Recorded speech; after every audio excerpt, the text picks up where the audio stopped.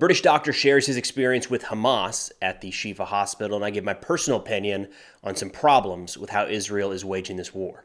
What's going on, everyone? Let's take a look at some updates as it relates to the ongoing war between Israel and Hamas. I'm recording this at 7:30 a.m. Central on Tuesday, November 21st, 2023. Over the past 24 hours, Israel released the names and pictures of two of their soldiers that they say were killed during ongoing combat operations. The Gaza Health Ministry released updated statistics saying that at least 13,300 Palestinians have been killed, saying that includes 5,600 children, and at least 30,000 have been wounded in Gaza since October 7th. They added that in the West Bank, which continues to escalate in terms of violence, they say that 217 Palestinians have been killed, with 2,750 wounded. Now, Israeli forces continued their ground operations all across Gaza. They say during the course of the last 24 hours, they were able to locate and destroy multiple Hamas tunnel entrances, as well as recover RPGs, IEDs, rifles, mortars, rockets, explosive charges, and drones. Now, some of those weapons were uncovered in a mosque, which would be considered a protected structure by international law, prohibiting its use for military purposes.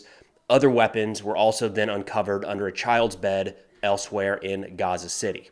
Now, yesterday, a British doctor gave an interview to France 24. This gentleman said that he worked in Shifa Hospital for 3 months, 3 years ago, and while he was there, he was forbidden from accessing certain areas. Now, this doctor did not show his face, did not give a name, and he said the reason for that was that his speaking out could put his colleagues at risk who are still operating in Shifa Hospital in Gaza. Reading from the interview here, he said, quote, "When I first asked to go there, to Shifa, I was told there was a part of the hospital I was not to go near, and if I did, I'd be in danger of being shot. I stayed away, but I saw a few dodgy-looking non-medical characters going in and out all the time. It was a ward leading to a basement. As I said, I didn't go there. I behaved myself." Now, the interviewer pushed back here appropriately and said there could be any number of reasons that you would be told not to go to a particular area of a hospital. That's not really unusual. The doctor responded saying, quote, "Well, I was welcome everywhere else. And as I say, the doctors and nurses there were very welcoming and very kind. And the hushed tones under which this was said were consistent with all the other hushed tones with which Hamas was discussed. You know, people were genuinely fearful. I cannot emphasize too much the air of collective paranoia that existed there," end quote. Now, shifting out to the Red Sea, we talked yesterday about how the Houthis, the Yemen-based Houthis, an Iranian-backed group there, had captured a British-owned, Japanese-operated ship. There is an ownership interest by an Israeli businessman, so that's the connection here. And the Houthis released some pretty significant footage of a helicopter assault onto the ship to take over this vessel. Now, the statement from the Houthi armed forces said, quote, "The Yemeni armed forces confirmed that they will continue to carry out military operations against the Israeli enemy until the aggression against the Gaza Strip stops and the heinous crimes committed until this moment against our Palestinian brothers in Gaza and the West Bank stop. They also confirmed that whoever threatens the security and stability of the region and international corridors is the Zionist entity and society. If the international community is concerned about the security and stability of the region and not expanding the conflict, it should stop the Israeli aggression against Gaza." So the Houthis kind of sticking with wanting to be involved in some way, shape, or form with this conflict. And the way they're doing that to date is firing missiles and drones, mostly at Israel. There was one last week that was intercepted by a U.S. ship, the Thomas Hudner, and they said that drone was actually headed towards the U.S. vessel. But now they're starting to intercept ships off of the coast of Yemen that have any sort of association with Israel. Now, one thing of note that was shown here, I'll pull up the screenshot, is that one of these Houthi fighters was wearing a headband with the Palestinian flag and an image of the spokesperson of the Al-Qassam brigades. So again, the Houthis very much kind of tying themselves into the Hamas cause, the Palestinian cause, leveraging this to take action in their area of the world. As Israel continues to release more and more information around the Shifa hospital, I wanted to give my opinion in what I think is a problem with how Israel is waging this war. So the issue here, despite what you might see in comment sections, is not whether or not Hamas used the Shifa hospital for some non-medical purposes, right? At this point, I mean, we have doctor interviews, comments from patients, interviews with captured Hamas fighters, video footage showing hostages being moved inside and captured military vehicles being parked there. We've got weapons uncovered inside the hospital and a truckload of military equipment parked just outside. Finally, just in the last couple days, Israel released a video from inside of a tunnel showing a spiral staircase down to a 50-meter long tunnel with a blast door and a firing port. So at some point, you have to look at all of that and think, okay, there's at least some Hamas activity here, right? At least some. The issue is not confirming or denying the presence of Hamas at Shifa. It's not even verifying that tunnels under the hospital were used by Hamas. It's showing that the siege of an operational hospital during a time of war was proportional.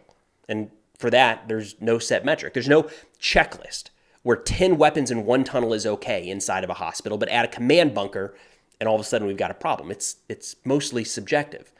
But the argument that's manifesting around Shifa is really the broader debate around this entire war. So how many civilians are acceptable as collateral damage when targeting an enemy force?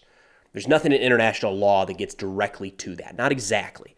I mean, there's plenty that outlaws the deliberate targeting of civilians, but nothing that says one civilian for 10 enemy fighters is okay, but 10 civilians for one enemy combatant is not. The closest you'll get to that is the use of the term proportional, which honestly is kind of open for interpretation. And that's where a lot of this sits right now. There's undoubtedly significant civilian casualties in Gaza. Whether you take the health ministry data at face value or not, just going off the video footage we have, there have been a lot of children killed. And for all parties involved, there's a line of acceptable behavior that's going to be different. I mean, Israel likely has a higher threshold in terms of Palestinian civilian casualties, so long as it results in the overall elimination of Hamas. And while every civilian casualty in war is a tragedy, I do think that most people understand that in war, nothing is perfect and mistakes happen. That's not saying that civilian casualties are ever acceptable, more that it's understood that to a degree, it's just a part of war. Look, the way the United States waged war in Iraq and Afghanistan was far from perfect, but the volume of civilian casualties that we caused was nowhere near what we're seeing in Gaza. I mean, you could extrapolate out the second and third order effects of our actions because overall, there were a lot of Iraqis and Afghans that were killed. But then I'd argue that maybe we shouldn't be looking at Iraq and Afghanistan as an example of how to wage war. I mean, neither one of those worked out all that well. Now, there's certainly a moral aspect to this, which is something that I think is drawing in a lot of people to become vested in this conflict. But there's also a much more tangible risk to Israel's national security. Israel's already seen some pushback from their international allies, some pause around how this ground operation is playing out. Those same actions are increasing pressure on their adversaries to do something on behalf of the Gazans. I'm talking about Hezbollah to the north in Lebanon, the Houthis in Yemen, Iran and their militias all across Syria and Iraq. So a rising civilian death toll in Gaza erodes Israeli support while increasing pressure and probably the desire for some of their enemies to actually do something about it. So that, to me, are really what the Shifa hospital debates are about. Hamas is bad and deserves to be brought to justice or eliminated for what they did on October 7th, but killing too many civilians along the way could end up making Israel less safe, not more, which is the exact opposite of why they took the fight to Hamas in the first place. But that's all I got for now. Of course, if interested in national security subjects, be sure to check out the sit reps I put out on Substack. Link is in the description below. We've also started adding ad-free, sponsor-free videos to Substack about 1 hour before they go live on YouTube. But thanks for watching. I'll see y'all next time.